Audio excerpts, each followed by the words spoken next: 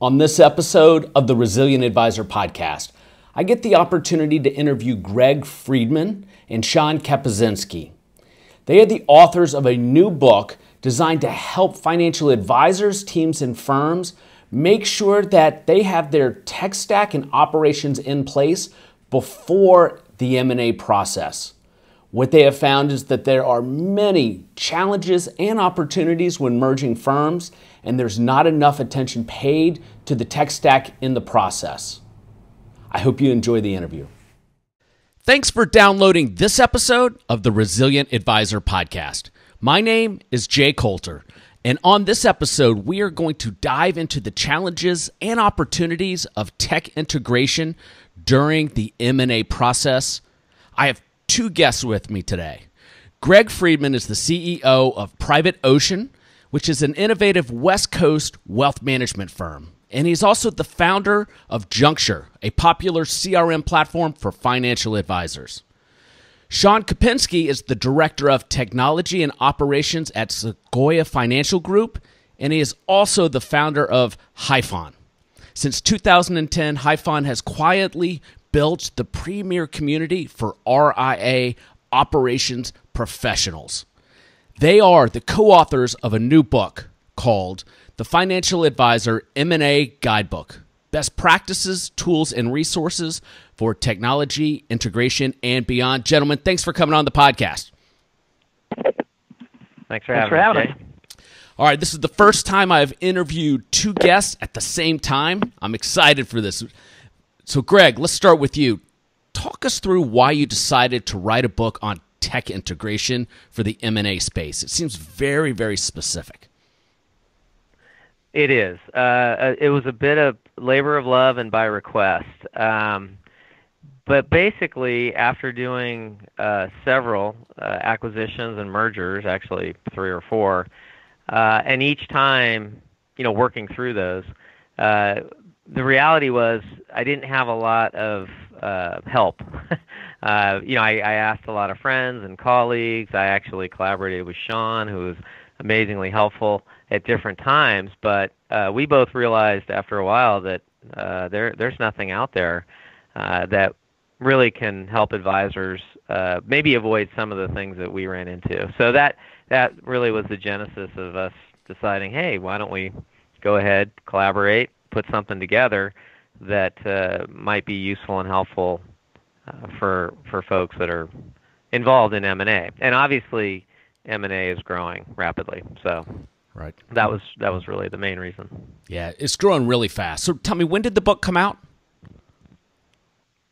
Oh, about a couple months ago. Ago. Yeah, it's pretty new. It is surprising that there isn't a go-to resource on this topic in the space, thinking through all the M&As that I've been a part of and all the challenges that come up. Shaun, can you tell us a little bit about the key components of the firm's operational, about the firm's operations throughout an M&A deal, since that's your wheelhouse? Sure. So there's really 3 things that you need to focus on, and not too much of a surprise in terms of what these are, but I'll comment on each. First, your people. Early on when you're about to do a deal, you want to know who's on the other side, who you're dealing with, what the different roles are, and kind of what the mindset of the firm is as it relates to growth. What that means, how they've maintained what they've had, but also been able to build on it. And then finally, the attitude, what that culture is like inside the firm. So getting a feel for those things will really help you kind of solidify the people aspect of the firm's operations. Second would be the processes. What current strategies exist in the firm in terms of how processes are used. Things like advisors contacting clients versus someone on staff. Does everyone use the technology in the same way? Next, you want to look at how people interact. Is there autonomy among maybe advisors? Are there teams? Are there departments? Getting a feel for that really will show you what type of process is expected. And even with firm procedures, you want to kind of think through what are the standards of compliance. Does everybody follow all the procedures that are in place, or are there certain exceptions that exist? So you get a feel for what processes mean to a business, and that's a key operational component. The final and kind of the big one in the book that we focus on is technology. So what are the drivers? What is there a tech lead? Is there a person that's really driving the technology, and do they have a roadmap for the future?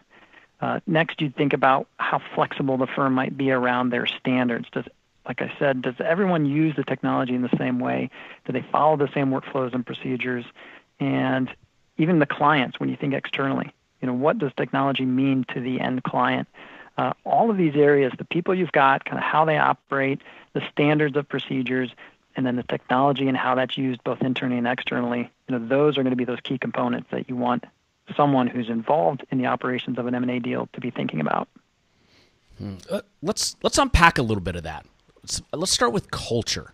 When you're looking at an M&A deal and you have contrasting cultures, what are some best practices to merge the two cultures together, or does it become a non-starter for an M&A? Well, I think with culture, you're going to be dealing with what almost look like two separate families. And if you thought about putting two families together, whether it's under one roof or not, they're going to be different. As much as I think deals come together when you've got two companies that philosophy might be similar, and their approach to clients might be similar, their investment philosophy might be similar, there's still going to be cultural differences. And so we highly encourage regular meetings, regular communications, open sharing time, not just the nuts and the bolts of, okay, how do we make sure that the lights turn on, the computers work, but actually spend time on kind of the soft things. Sometimes that's a challenge because of time. And so one of the items that we're trying to encourage through this book is that these operational kind of behind the scenes, sometimes soft features do impact the end product, which, like you said, can be a challenge when you're bringing two firms together. Jay, I would just throw into this that really critically, going into this area of culture and what Shaun is describing, a really critical element is leadership. And one of the things that I do that I think contributes a lot to eliminating problems or moving this thing along is we do regular meetings, but I also do regular meetings with the teams and remind and reinforce and talk vision and what's the importance and why are we doing this, what's in it for them. And it's that 30,000-foot reminder constantly, because this is tough stuff. You're asking people to change behaviors. It's a lot of change management, really, and what Shaun's describing.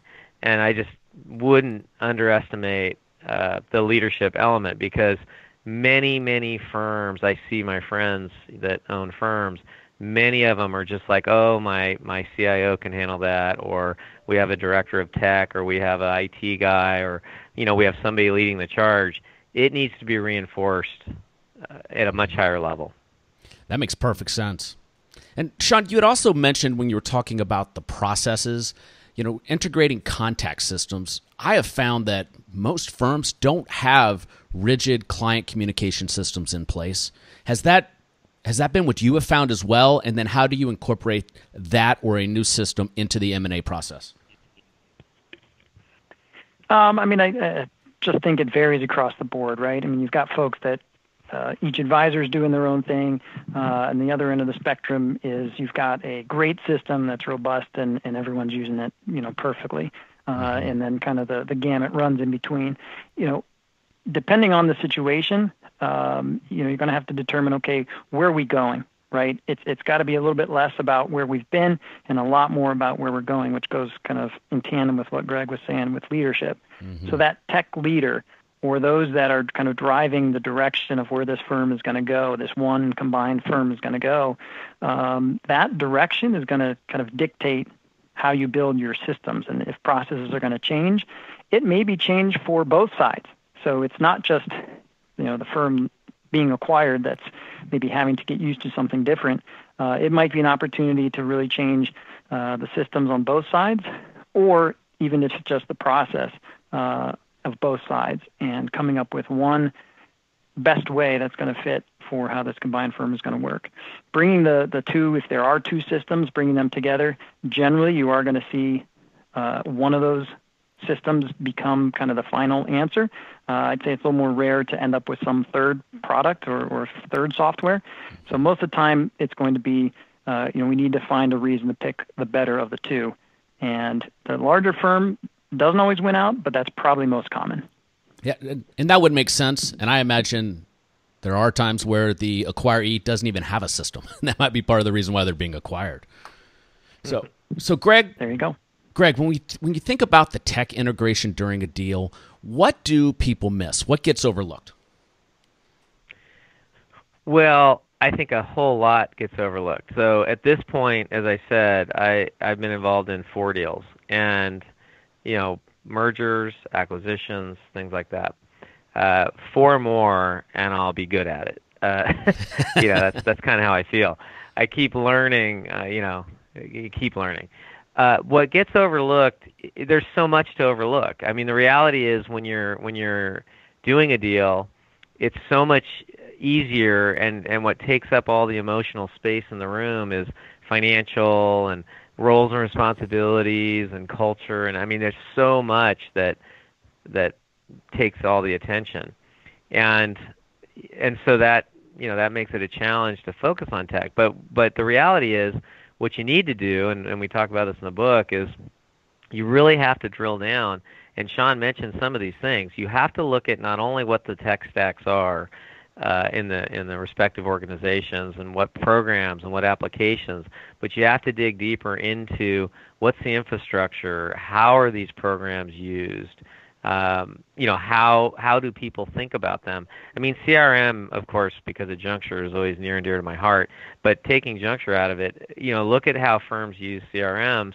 And one firm, let's say, really documents everything and has their workflows and processes put in and all that, and the other firm, uses it like a Rolodex or doesn't use it at all. That can be an interesting, or if they both use it in a very robust way, both of those situations can cause a lot of challenges in integration and database migrations, behavior change, and all that. So I guess the point is there is just a lot there. And that's one of the reasons why we wrote the book. I mean, there's just not that much material out there. So CRM is near and dear to your heart. You started a CRM company. How long ago did you start Junxure? Well, Junxure, and as you probably know, we sold it. So I'm not involved in it anymore. That was about almost year and a half ago. Okay. But it goes back to the 2000, I want to say. So, 16, 17 years. Okay. Long time. That is a long time, and I did not know you had sold Junxure. So when two firms are looking at integrating then, and they have 2 separate CRM systems, what are some best practices for deciding which one should win out? Well, I don't know about best practices. I'm a little humble about that, but I would say that the way we approached it, again, Shaun mentioned some of this. I think if one is acquiring the other, almost by definition, the acquirer is going to decide.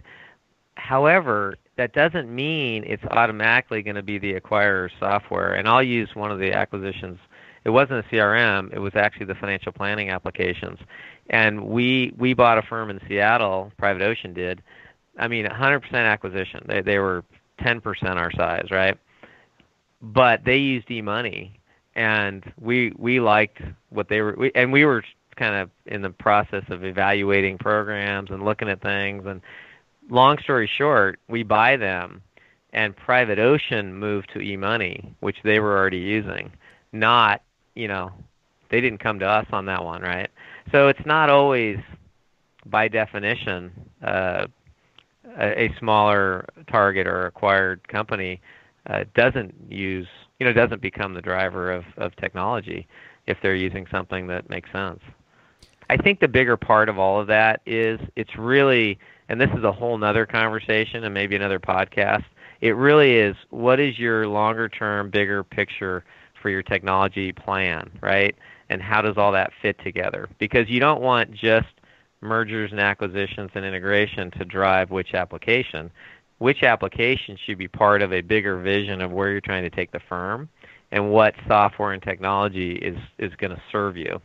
Mm-hmm. Another scenario that I would share with you is that we acquired another firm in San Francisco, and in one of our core technologies, we're actually moving to a third. Like, we're not even using either of what we're using. Okay. Right? We're in the because where we're headed, we're going to be better served by where we're going, as opposed to, oh, well, we're using this and you're using that. Let's pick one. Mm-hmm. And how has the EMoney integration gone? Do you like the platform? We do, very much, but EMoney is not a small undertaking, and that would be the understatement of the year. It's a commitment. It's but it's a big platform. It does a lot, and it's a good fit for the clientele and the the nature of our business. So yeah, I mean, but it's not a small, it's not a small undertaking. And that's because there's a pretty steep learning curve to the platform, correct? There's a learning curve to the platform, and the platform does a lot. Mm-hmm. I mean, it's account aggregate. It's a lot of things. There's just a portal.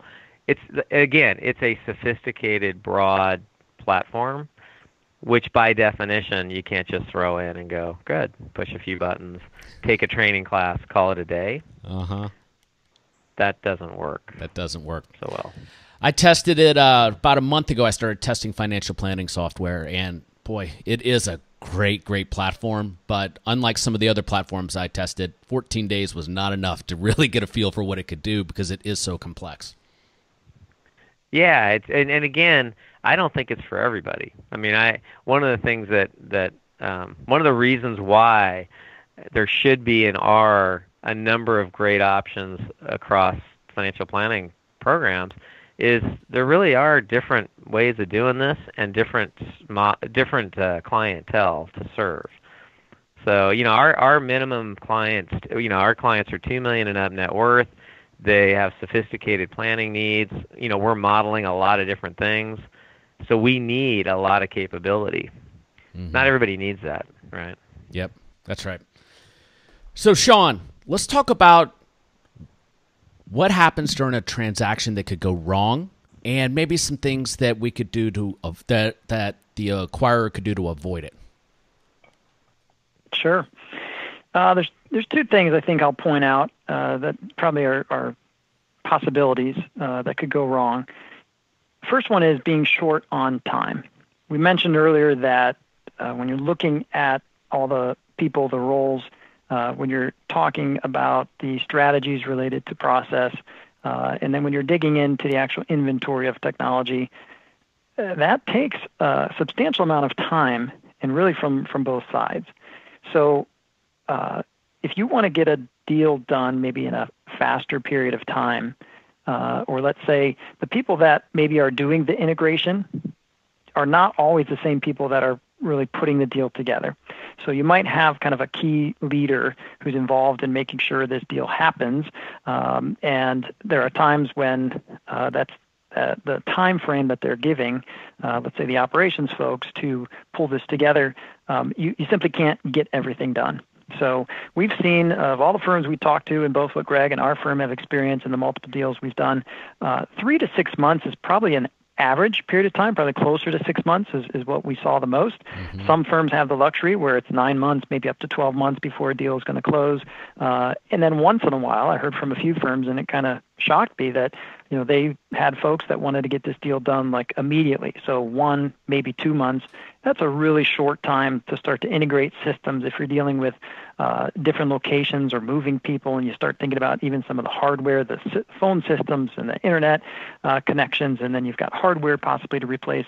There's a lot of kind of small, minute items that have a big impact and need to happen in a short period of time. Mm-hmm. The comments that we make in the book about possibly avoiding this is somewhat about preparation.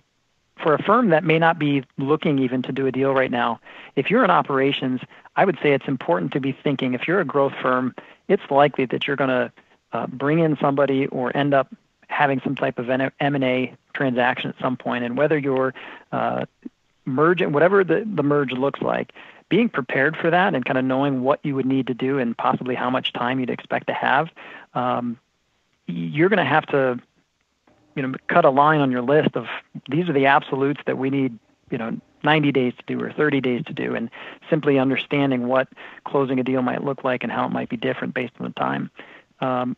Making that known ahead of time to those people that are kind of running the deal and making it happen, that's also a good strategy of being prepared. The second thing that could go wrong is the folks, let's say, on the other side of the aisle may not be available as much. So it's also kind of related to time. That seemed to be a kind of a common theme in all the HIFON firms that I interviewed.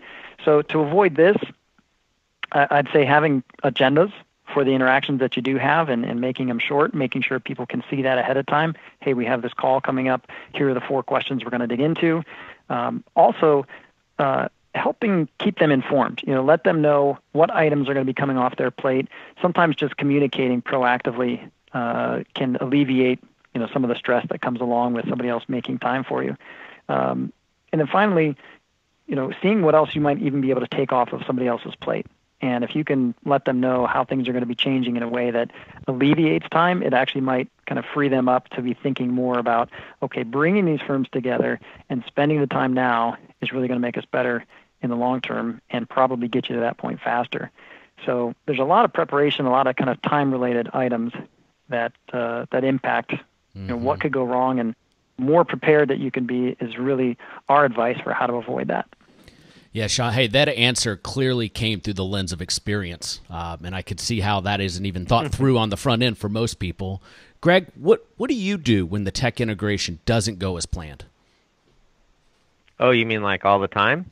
Well, yeah, I mean, I again, luckily we covered this in the book because it's such an obvious thing that happens. I mean, first of all, I think you have to go into it with expecting the unexpected, and what I mean by that is, first of all, you need to do your best to try to plan and strategize and, have a good timeline for things and, try to anticipate. But one of the things about technology, and boy, Junxure taught me this in spades because I had developers and product managers, and I learned more about how this all works or doesn't work than I ever could imagine. The reality is that absolutely things are going to come up that you didn't see coming, or it's just constant decision making and all that. So the best advice I can give is expect it so that you can have the right approach when it happens, as opposed to, oh God. I think Shaun just alluded to it. Expand your timelines. I mean, don't be unrealistic in how fast you think you can get this done. Mm-hmm. This stuff takes time. And again, not only will you run into technology challenges, but going back to, again, Shaun did a great job in the beginning, the people aspect, right? People can only change so fast. So there's just a lot happening change-wise. So having realistic timelines with support for, I'll call it, 2 steps forward, 1 step back, and then just, kind of persistence. That's it. I mean, because I would be more specific, but the reality is so many different types of things come up that it would be hard for me to be more specific. The reality is you will run into these types of things. You will run into true technology, blocks. Like, okay, now what? And then the outcome really depends on, well, what the problem is, right? And what kind of advice. And so you have to rely on your vendors and rely on your tech people and your IT people. Other times it's purely how fast can the organization adopt a change, right? So, okay, we can't get to that system this month because it's tax season and, right, the flow of the business. So you have to be aware of that. One of the things that we are really aware of is just that, the flow of the business. So we totally don't plan on any big rollouts or changes or, okay, we're going to adopt this system. Basically, November, December, January, February, March, right? There's a 5-month period that it's pretty difficult to adopt a brand new system if it's company-wide. Now, we're working on some things right now, and we were able to integrate trading systems, 2 different trading systems we didn't want to have. But that's because that wasn't necessarily impacted by tax season and year-end, right? I mean, those are 2, but year-end and tax season falls heavily on client services and advisors. So to them, adding hey, learn eMoney in January is like, shoot me, right? These guys are they're busy. Yep. So I think a lot of this, I think that to sum up the message is, be realistic about this stuff and also work around the obvious needs of the business. Excellent advice. Gentlemen, I appreciate you coming on the podcast. Shaun, where could listeners pick up a copy of the book? So you can go either to Amazon.com and search the title, The Financial Advisor M&A Guidebook, or feel free to visit the hyphen.org website as well. Excellent. I'll have links to all that in the show notes. Guys, thanks for coming on. Thank you, Jay. Thank you, Thanks Jay. for having us.